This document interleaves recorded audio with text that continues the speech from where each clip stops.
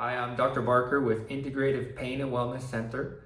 And after finding and starting to find and release my own unprocessed emotions, about 6 months into this process, I kind of came to this realization that I was generating similar negative emotions to similar events over and over and over.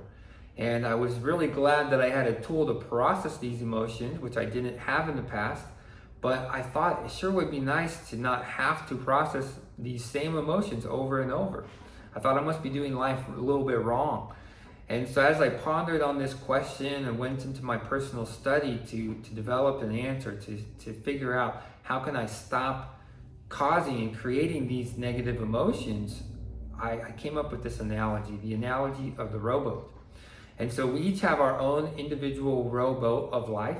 And all of our rowboats have holes that leak water into the boat. And the water represents the negative emotions that we subconsciously generate to any perceived trauma or an injustice. The only person that I know of that didn't have any holes in their rowboat was Jesus. Because even when he was being tortured and killed, he still had love and compassion for those who were hurting him. And he didn't generate negative emotions because he didn't have any negative beliefs. And so with our rowboats, if your water in your rowboat gets too high, your boat's going to sink. And if our unprocessed emotions become too many, it's going to cause a mental or physical health crisis, and things are not going to work as well. Well, all of us, our rowboats had some water in it when we started this life because of our inherited emotions that come from our ancestors. And then each time that we generate new negative emotions, we're adding more water into our boat. And so the process of releasing your emotions is equivalent or analogous to scooping some of that water out of the boat. There's a lot of techniques, from letting go to emotion code to EMDR to prayer to sometimes it spontaneously will happen during like body work or during yoga. And so all of these different methods to process your emotions is scooping some of that water out of the bottom of the boat. It has its merits. It's going to stop your boat from sinking.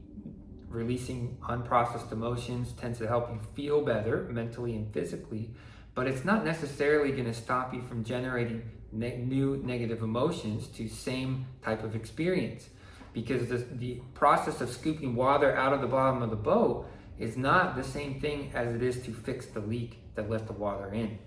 So I developed some questions to help us to fix these leaks, because what is required to fix the leak is to learn from and grow from the experience that caused us to generate those negative emotions. And so after you've processed the emotions, that's when it's the opportune time to reflect. While you're holding on to the emotions, if you're trying to reflect and think about it, those emotions hijack your brain. They inhibit your ability to think clearly, to learn those lessons, because they generate all these crazy thoughts trying to justify those emotions and trying to get you to hold on to them. So once you've released and processed those emotions, then I invite you to spend some time in self-reflection. Open with a prayer, get into meditation, get your journal out, and answer these following questions. The first question is, how could I have acted or reacted differently? That's a really important question because we want to learn from our mistakes. Second question is, what did I do to contribute to this problem happening in the first place? We don't always contribute to the problem, but often we do. And so try to figure that out. If you did something, if you could have prevented this problem from occurring, try to go back and figure that out and fix it for next time. The third one is, what life lessons could I learn or have I learned because of this experience? The fourth one is, how has this experience or trauma, how has it blessed my life in some way? Again, this one, it can be sometimes hard to see the answer to this, or maybe there's not a clear answer to this one, but often we may, in hindsight, see that this experience that we initially saw as a trauma or an injustice has actually turned out to be a blessing in our life. And the last question is the most important as far as it comes to fixing these leaks. And that question is, what subconscious beliefs cause me to generate these emotions in response to this event? So, quick example, let's say somebody cuts you in line at the grocery store and you get angry, you get upset. So the belief, one of the beliefs that probably you would have if you had that reaction is that life should be fair. And it should be fair, so people should stand in the right part of the line. And the fact of the matter is, life is not fair. Life's not even meant to be fair.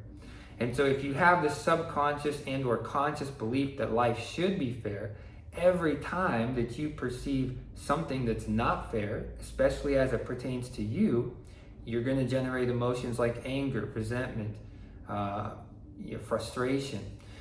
And so working through and kind of doing this backward deduction, you know the emotions you generated, you know what caused them. Try to figure out what belief caused you to generate that emotion in the first place.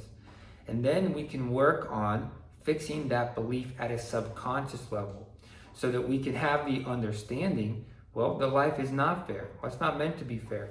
And the next time somebody cuts you in line, you can say, well, that's just the way life goes. Sometimes you may be able to speak up. You can still say something, but maybe that person is in a rush. Maybe they're having some kind of family emergency.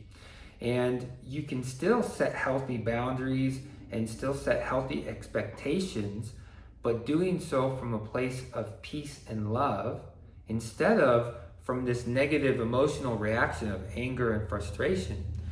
If your goal is to set healthy expectations and boundaries, you're going to be much more successful if you can maintain your emotional state in a state of peace and love and try to act and function from that place.